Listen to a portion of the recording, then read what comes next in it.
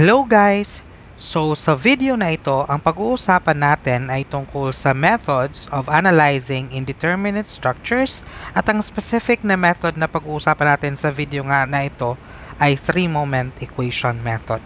Okay, so ano nga ba yung three-moment equation method at paano ito ginagamit sa pag-analyze ng mga indeterminate na mga structures? So, yung three-moment equation method ay isa sa mga methods of analyzing indeterminate structures, and take note, isa din to sa mga methods na pwedeng gamitin sa pag-determine ng mga deflections. So, kung matatandaan natin guys sa mga nakaraang videos, yung mga methods of determining deflections ay double integration method, yung area moment method, yung conjugate beam method, yung virtual work method, Castellanos theorem, and yung three-moment equation method. Samantala, yung ilan sa mga methods of analyzing indeterminate structures ay yung slope deflection method, yung moment distribution method, yung method of consistent deformation, and yung three-moment equation method. So in other words guys, yung three-moment equation method ay isang powerful na method kasi kaya niyang isolve yung mga determinate, kaya din niyang isolve yung mga indeterminate. So, kaya actually, yung three-moment equation method ay isa sa mga paborito kong methods, kasi nga, kaya niyang mag-solve mapa-determinate and mapa-indeterminate man yung ating structure. So, ano nga ba yung three-moment equation method? So, yung three-moment equation method was developed by French engineer na si Clapeyron in 1857. Yung three-moment equation method again is a method for solving unknown moments and reactions at nodes of the indeterminate beams and frames. So again, ulitin lamang natin guys, yung three-moment equation method ay ginagamit natin para ma-solve yung mga unknown na mga moments and reactions at nodes of the indeterminate beams and frames. So kung natatandaan natin guys, yung mga topics na dinidiscuss natin in the past, yung mga methods of determining deflections, usually mga determinate yun. Usually kapag ka-determinate nga yung ating problem, ang tinatanong ay slope or di kaya deflection. Pero kapag ka-indeterminate yung ating problem, indeterminate na beam or frame or truss, usually ang tinatanong dito is yung mga moments or mga reactions kasi nga hindi nasosolve yung moments or reactions using the three equilibrium equations kapag ka-indeterminate na nga yung ating beam or frame or truss. Yung three-moment equation method ay isang effective na equation kasi nga ang sabi natin dito, this is a three-moment equation. So this is an effective equation in solving continuous beams, and take note, in that equation, the three supports of a continuous beam may be selected as the 3 points A, B, and C. So, mamaya maintindihan natin kung anong ibig sabihin nito. Okay, so nasabi pa lamang natin guys, again, ulitin lamang natin na yung three-moment equation method nga is an effective equation sa pagsosolve ng continuous beams. So, sa equation na to, yung tatlong supports ng continuous beams ay isi-select natin, as the 3 points A, B, and C. So, ano ba yung ibig sabihin pag sinabi natin continuous beam? So, pag sinabi natin continuous beam, it is a beam with more than 2 supports and covering more than 1 span. So, ano yung example ng continuous beam? So, yung continuous beam ay katulad ng nakikita natin, So, meron tayong dalawang span.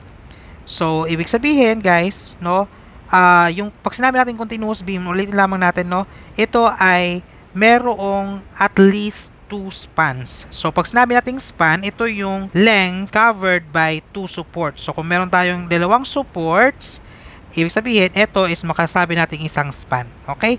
So, ayun. So, yun yung definition natin ng span. So, that is the length covered by 2 supports.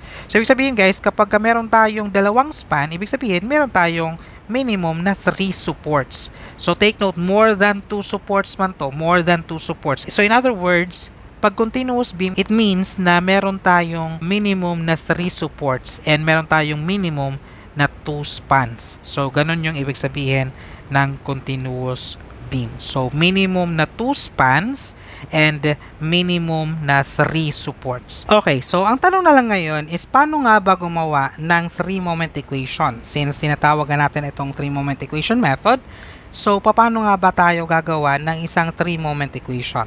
Okay, so take note guys, para makagawa ka ng isang three-moment equation, kailangan mo ng minimum 2 span. Okay? So, Katulad ng sinabi natin kanina, no, yung three-moment equation method, ay gagamitin natin sa continuous beam kasi yung continuous beam, yung kanyang minimum number of span ay 2 and we have 3 minimum number of supports. So this is an example nga of a continuous beam. So ayun, so explain ko lang guys, no. So kapag for example yung ating beam ay nag-end dito, sabihin natin wala ito guys, no. Nag-end siya dito. So, take note na yung ating magiging moment, kung nag-end dito yung ating beam, ang ating magiging moment sa may point C ay magiging 0 because this is simple support, okay? Pero, since nag-extend nga siya dito, papuntang lampas nga ng support C, then magkakaroon siya ng moment which will be caused by this load over here, okay? So, ganun din naman sa may support A. Since lumampas din yung ating beam papunta dito sa may left, then that means, no, magkakaroon siya ng moment sa may support A. Okay? Pero kapag ka nag-end yung ating beam dito, then magiging 0 yung ating moment sa may support A. Take note, ang moment natin kapag ka roller support or hinge support, kapag ka nag-end yung beam sa may support mismo ay magiging 0. Pero kapag ka lumampas doon, that means meron siyang value ng moment. Okay? So, I hope nakakaintindihan tayo guys. Pero maliban na lamang guys, for example, ito ay fixed support. Sabihin natin ito ay fixed support, hindi siya roller. Kung ito ay fixed support, kahit mag-end pa dyan yung ating beam, no, magkakaroon siya ng value ng moment. So, dahil nga meron tayong tatlong supports dito and meron tayong mga moment, then, we will consider the 3 moments sa bawat support na nandito. So, we will call this the moment A kasi nga this is moment sa may support A. We will call this the moment B kasi nga this is the moment sa may support B. Explain ko mamaya bakit dalawa yung ating direction dito ng ating moment. And ito ay we will call this the moment C kasi ito yung ating moment sa may support C. Okay. So ngayon, no, bakit dalawa yung ating direction ng moment na pinapakita dito sa may support B? It's because, no, yung isang direction dito is kapag kinonsider natin yung left side, take note, lalabas lamang yung moment B na yan kapag kinat natin sa may support B. So kapag kinonsider natin sa may left side, yung lalabas na direction ng ating moment B is, sabihin natin, this is a negative moment. So clockwise yung ating maging direction kapag nasa left side. Pero kung right side yung ating kinonsider, no, yung moment na yan ay mabaliktad yung kanyang direction at magiging counterclockwise. So, ganun. Okay, so ngayon guys, no, so para makagawa nga tayo ng 3-moment equation, ulitin ko lang ha, para makagawa tayo ng 3-moment equation, kailangan natin ng minimum na 2 span. So, eto, meron tayong 2 span, yung span AB, and yung ating pangalawang span is yung span BC. Okay? So, ayun. So, yung ating first term sa ating 3-moment equation ay moment A multiplied by L1. So, yung moment sa may support A multiplied by L1. Then, yung ating pangalawang term para sa ating 3-moment equation is plus 2 multiplied by the moment B multiplied by L1 plus L2. Okay? So, plus 2 multiplied by moment B multiplied by L1 plus L2. Then, yung ating third term will be plus MC or moment sa may third support C multiplied by L2. Okay, so I hope nakikita natin yung pattern, no? So yung ating first term is moment A multiplied by the first span. Yung ating pangalawang term is 2 multiplied by moment B multiplied by the sum of first and the second span plus yung ating third term is moment C multiplied by the second span. Okay? Then meron pa tayong fourth term dito that is plus 6A1 bar A1 over L1. Okay? So, mamaya explain natin kung anong ibig sabihin ng mga yan. So, of course, alam natin guys, yung L1 natin dito is yung length ng ating first span. Mamaya explain natin kung anong ibig sabihin ng capital letter A1 at saka small letter na bar A1. Okay? Then, meron pa tayong next na term dito which is plus 6A2 bar B2 over L2. Okay? So, again, yung L2 dito is yung ating length ng ating second span. Mamaya explain natin anong ibig sabihin itong A2, capital letter A2, and small letter bar B, subscript na may subscript na 2. Then, equals 6EI multiplied by H1 over L1 plus H2 over L2. Okay? So, yung E ay alam natin to sa mga naunang videos. Yung E natin is the modulus of elasticity and I is the moment of inertia. So, again, yung ating L1 is yung length ng first span. L2 is the length ng second span. Yung H1 tsaka H2 ay i-explain natin later on. Okay? So, ayun guys, no? So, ito yung buong equation.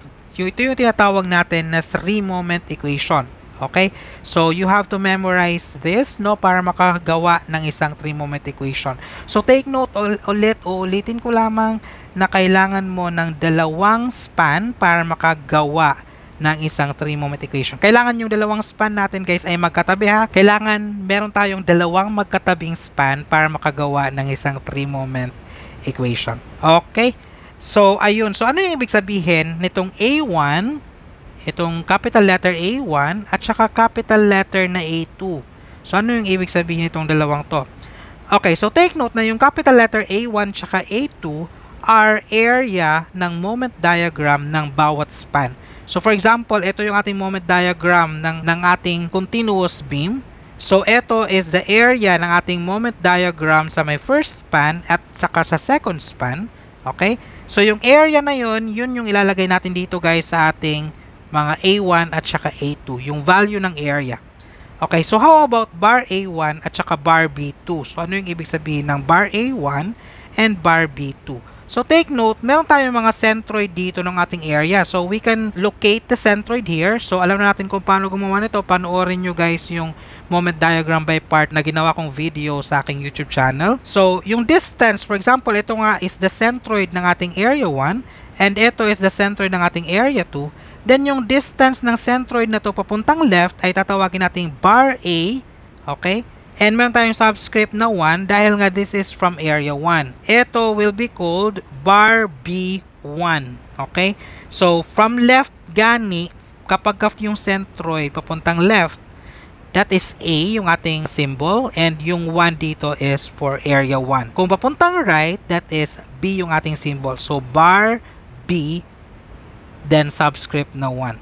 Okay? So, for example, ito na nasa area 2 tayo, yung distance niya papuntang left, which is this one, it will be called bar A2. And yung distance niya papuntang right will be called bar B2.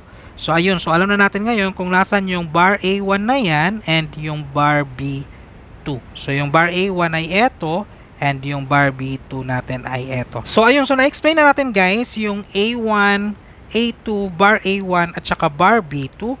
So, yung atin na lang problema is ano yung ibig sabihin nitong ano yung H1 at saka yung H2. Okay? Ano ba yung H1 at saka yung H2? Okay, explain natin. Okay, so yung H1 at saka H2, ito yung relative vertical difference ng elevation with respect to the middle support. Okay, so ano ba yung ibig kong sabihin? Okay, for example, ito yung ating beam. Originally, horizontal yung ating beam. Okay, so ibig sabihin, yung ating mga supports originally ay magkaka-level. Pero sabihin natin na may ibang supports na nagsettle. Ibig sabihin guys, pag sinabi natin nagsettle, ibig sabihin yung ibang supports ay bumaba. Okay? So for example, yung ating support A ay nag-retain sa kanyang place. Ito, nag-retain siya sa kanyang place. Yung ating support B, sabihin natin ay bumaba ng ganito. So, nagsettle siya ng malaki. Samantala, yung support C ay nagsettle pero hindi ganoon kalaki katulad ni support B. So, mangyayari sa ating beam ay magiging ganito, no? Kapag kinunak natin yung ating mga supports, ibig sabihin ang ating beam ay magiging ganito, magaganyan na siya. So, ngayon, yung H1 natin, take note, is the vertical distance ni support A with respect to support B, which is the middle support. So, ito yung ating magiging H1. Yung H1 natin is the vertical distance ni left support papunta kay middle support. So, ito yun. So, this is positive, guys, no? Kasi nga, si support A ay mas mataas compared sa support B. So, kapag kasi support A, okay, ay mas mataas sa gitnang support, then it is a positive na H. So, ibig sabihin, yung ating H2 dito is the vertical distance ng ating right support papunta sa middle support. And sa case na to, this is also positive kasi si support C ay mas mataas compared sa ating middle support. So again guys, no, ang mga H na to ay mga vertical distance, after magkaroon ng settlement sa mga supports, yung ating H ay mga vertical distance relative to the middle support. So yung H1 is yung vertical distance ng left support papunta sa middle support, and yung H2 is the vertical distance ng ating right support papunta sa middle support. So magiging positive yun kung si left or right support ay mas mataas compared kay middle support, and magiging negative kapag mas mababa yung ating mga left or right support compared sa middle support. So kailan siya magiging negative? Example, ito. So initially horizontal yung ating beam, tapos sabihin natin nagkaroon ng settlement ng katulad nito. So ang mangyayari, ang ating beam ay magiging ganito, and therefore yung ating H1 ay ito, and it is positive because left support is higher than the middle support. And ito yung ating H2 guys, and it will be negative. Bakit siya negative? Kasi si right support ay lower compared sa middle support. So kaya siya negative. Okay, so I hope naintindihan natin kung paano magiging negative ang isang H. Take note na yung 3-moment equation method is ginagamit natin for analyzing indeterminate structures. And take note, kasali dito sa indeterminate structures na tinutukoy natin ay yung beams, and kasali din si frames. Yung truss hindi kasali dito guys, beams at saka frames lamang yung pwede natin gamitin kay 3-moment equation. So ang tanong dito guys is, how about yung propped beam? So ano ba yung propped beam? So pag sinabi natin propped beam, ito yung katulad nito na type of structure. So this is a beam na kung saan yung kanyang isang support ay fixed and yung isang support ay roller, katulad na nakikita natin. So take note that this is an indeterminate na beam. Okay? So paano nga ulit natin malalaman guys kung ito ay indeterminate? So i-compare lamang natin yung R at saka yung 3N. So the number of reactions natin dito ay 3 kasi this is fixed, plus 1 kasi this is roller. So 4 yung ating reactions.